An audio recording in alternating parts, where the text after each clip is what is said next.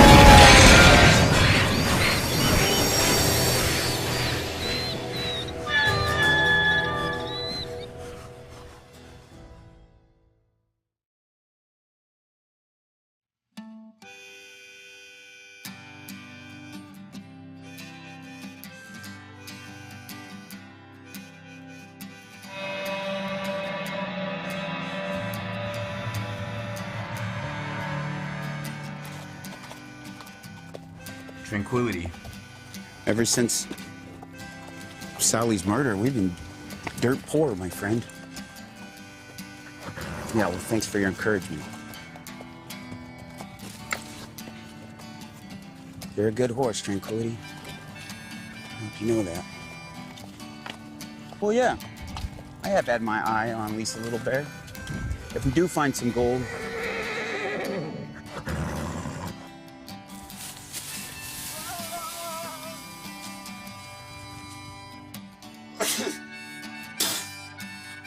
Tranquility, I'm falling.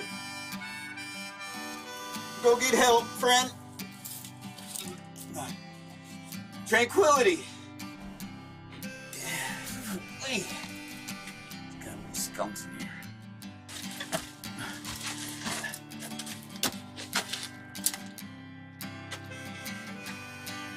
What's this?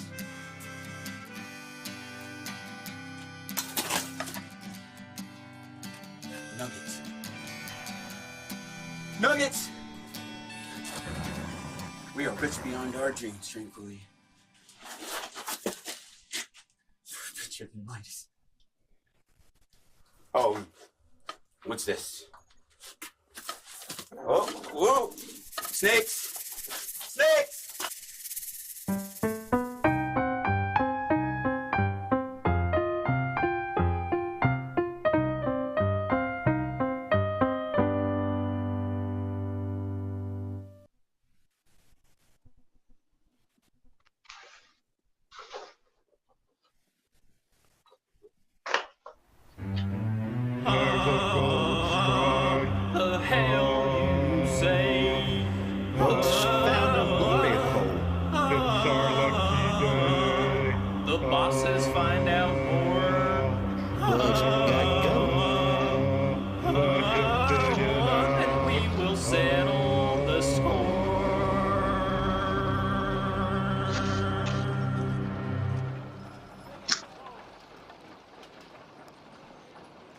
Any luck there? No. Why do you ask? Well, your disposition seems somehow brighter, your countenance uplifted. Oh, really? Well, it seems as though our acting training is no secret from our partners. Remember, dear boy, here in Virginia City, sudden wealth is often followed by sudden death. Rich, you dead. Beware of conspicuous displays, drinking, and inebriation, and long drawn-out visits to Madame Dumont's pleasure house. But Miners have attempted to leave this town without their gold, only to wind up dead or missing. Well, I understand, Zeke. But truth be told, I did find a little gold. A lot of gold. I literally fell in the hole filled with gold. I believe dumb luck may apply to this turn of events.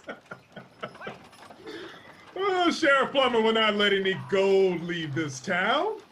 He'll make sure it is spent in his gambling hall, his brothel, his hotels, his henchmen will ensure you, and they will most definitely ensure that you will end up rotting in this bottom of this godforsaken gully. I can't win for losing, can I?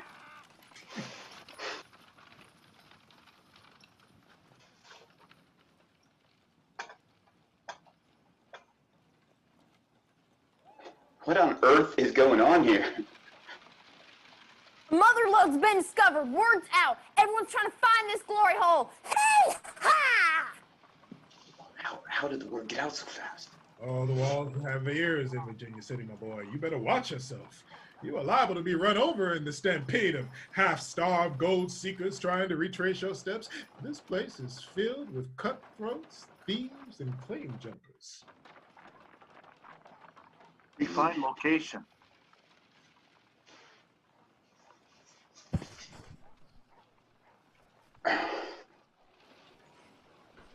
Thinking about what you said. You know, what we were talking about, Zeke, how taking account of my life and what I'm searching for, you know? Yes, good. Truth be told, I feel like a flea on a dog. Am I destined to live out my life here, gambling with these miscreants? My life in a whiskey bottle in this godforsaken, stinking town? You asked the question many before you have asked. Can one rise above his predestined place?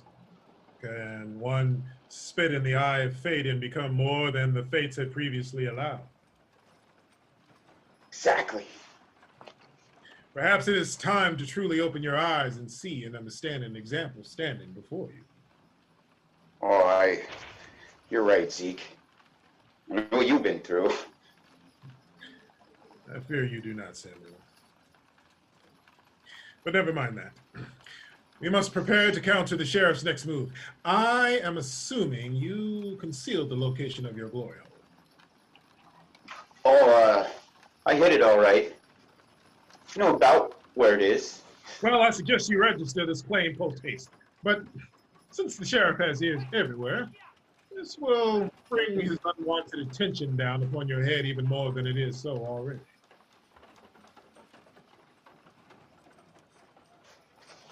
Well, it seems as though the news has spread far and wide, Samuel. Oh, you are the man of the hour, the toast of the town. Perhaps your strategy should be to remain so, in the limelight, under the full glare of publicity and acclaim. I could get used to this. I have thought this over. I have chosen you, not because I trust you, and because I trust you, and because you are easy to handle, and you are a white man. No matter what can be said of you, you are a white man. Woo! Looks like Samuel's found himself a wife. Well, there is one minor problem. At least a little bear belongs to Sheriff Plummer's pleasure house. Oh. That is an issue. So, you want me for my incompetent docility, but not my sweater, my verve? Yes. The irony is priceless there, boy.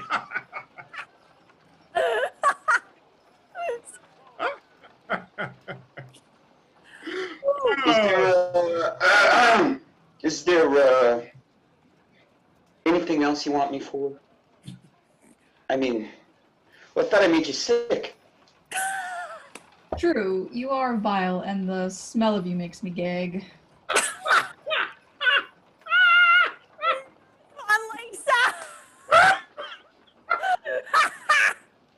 My mother was forced to be the squaw of a white fur trapper.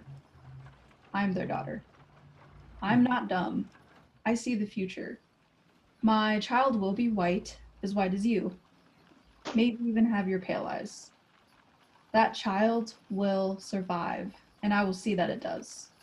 That may be the only way my people survive. Surviving by disappearing. Fascinating. Well, the gold rush don't hurt none either. Dear boy, it occurs to me that I was perhaps a bit hasty in judging you. I'm not a fool. I will teach our child the ways of my people, and you can now provide for us. Although the reasoning is a little sad, it's practical, and I understand, and I accept. Woo! There's gonna be a wedding.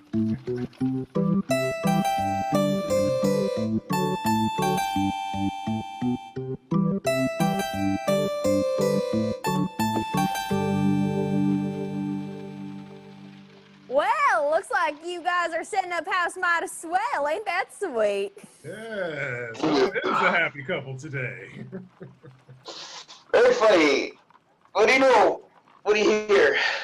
Well, heard tell of two of the miners trying to find their glory hole. They were killed by Indians. Then one shot himself in the face by accident. And then one drowned in the river. And then 3 are just plain missing. It happens with such a flash in the pan, none of them found Samuel's snake pit in El Dorado, I trust? Nope, the rest of them straggled back to town, half starved. They had no provisions or implements for digging. They ain't had a lick of sense. Well, gold fever negates all common sense and experience. Gold fever has gripped this town again. What can I do for you, Sheriff?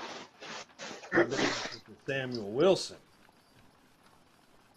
Stand aside, you swarthy son of Cain!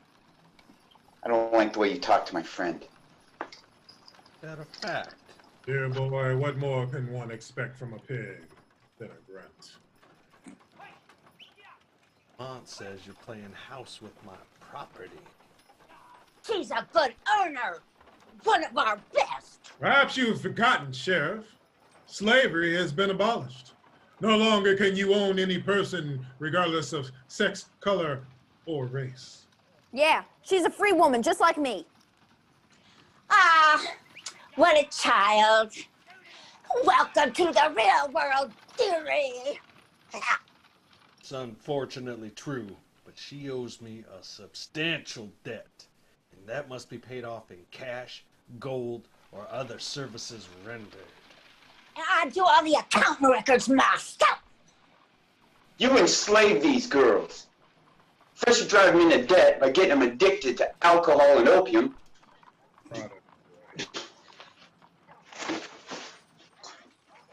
He does not belong to you, and that debt must be settled. Well, good to be shacked up here in this livery stable. I propose a settlement. If you wish to keep this whore, you must pay her debt. Oh, I won't owe you a plug nickel.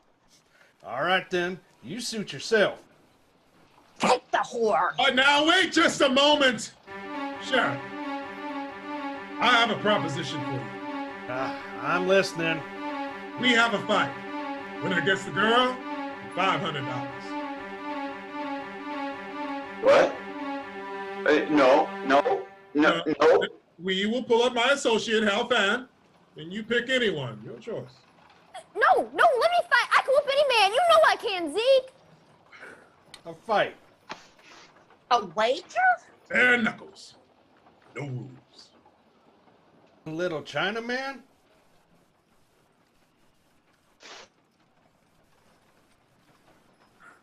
His name is Hal Fan. Oh, you have a bet. And the girl stays put for now. All righty then. Very well. Next week. Very well.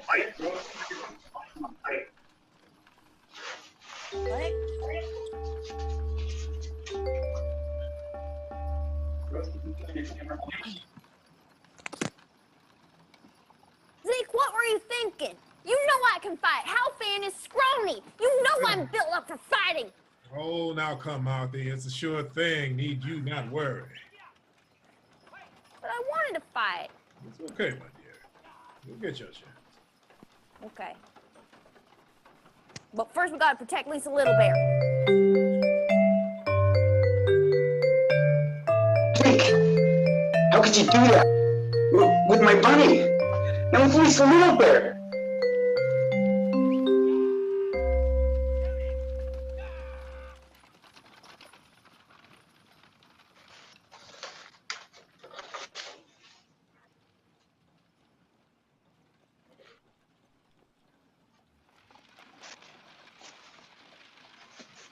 Come out of the shadows, Samuel. Oh, sneaky. Oh, sorry. I was, So what prompted you to listen in on such a private conversation? Oh, I couldn't understand. You're a tough act to follow, Zeke. You have mysterious ways.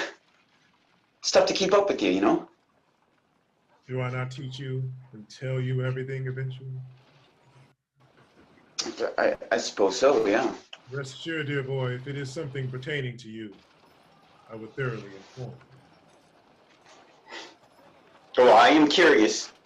What could be so important to get us out here so damn early in the morning? Alfan has special interest in one of the whores in Madame Dumont's pleasure house. Oh, It's good to know Halfan is not too much different from the rest of us. No, not quite.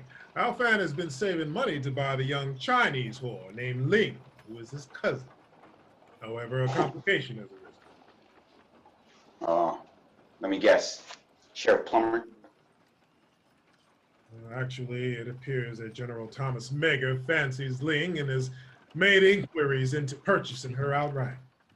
Well, the territorial governor wants to buy a whore. This Mongolian maiden has him uncorked and willing to part with substantial amounts of money to obtain her. Well, why doesn't Halfan just outbid her? Sheriff sees this as a lever to obtaining more power.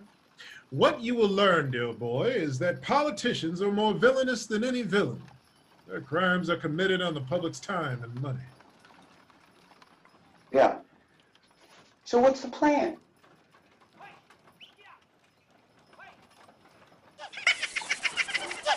I've taken some rather unorthodox steps towards the solution. What in heaven's name is that Willson thing? It looks like the governor. This is a voodoo fetish puppet. I learned of this while I lived in Haiti.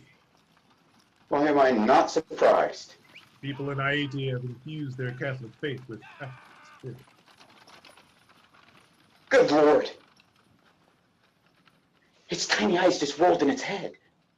There's powerful magic at work here, my friend. Why are the lips swollen? Why are they sewn shut? Governor will not bother or pursue Ling anymore. That's hard to believe. He does not respond adequately to the power of this puppet. I will place it in a jar of water and cork it tight. Shake it, and be done with him once and for all. Hey, why don't we make one of these little jar things for all of our enemies? And do this as a special favor to Halfan. Any disturbance in the balance of this visible world through magic can bring unwelcome retaliation from the invisible world. So I do these things not lightly. Keep that in mind. I hope I never see one of those things in my likeness. Aw, how cute. Y'all are playing with dolls. Ah! Oh, that thing just blinked at me. Be gone, vile spirit. Stop blinking at me. I'm the one with the gun here. Oh, you better stop that. Ugh. You're great. This is why you keep buying that thing.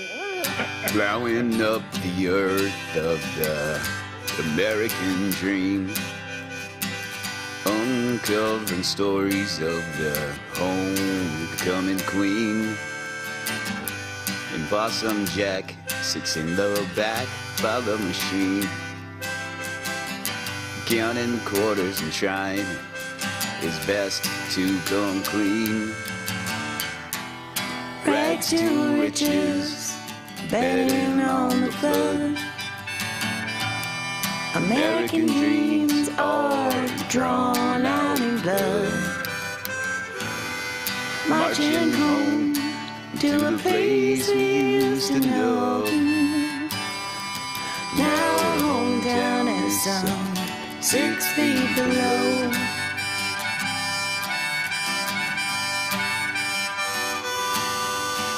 Mother Abel pins flags to the colors of the dead. Ghosts of our forgotten heroes are rising up ahead. Hopes and whiskey trying to drown out the roar of 1,000 mighty engines running at full bore. Rags to riches, betting on the flood. American dreams are drawn out in blood. Marching home to a place we used to know. Now our hometown is some 6 feet below.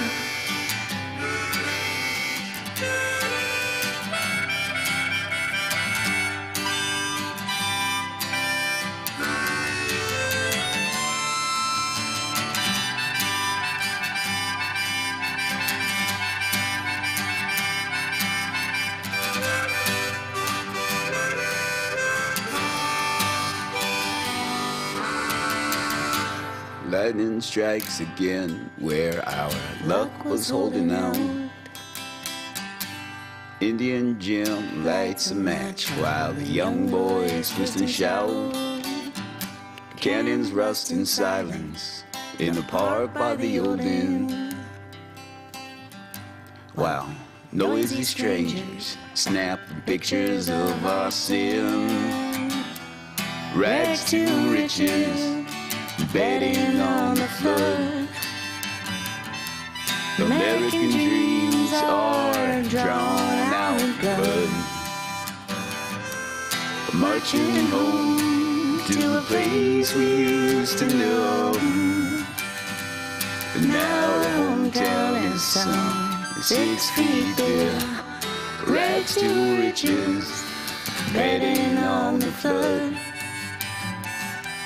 American dreams are drawn out in blood. Marching home to the place we used to know. Now our hometown is some 6 feet below.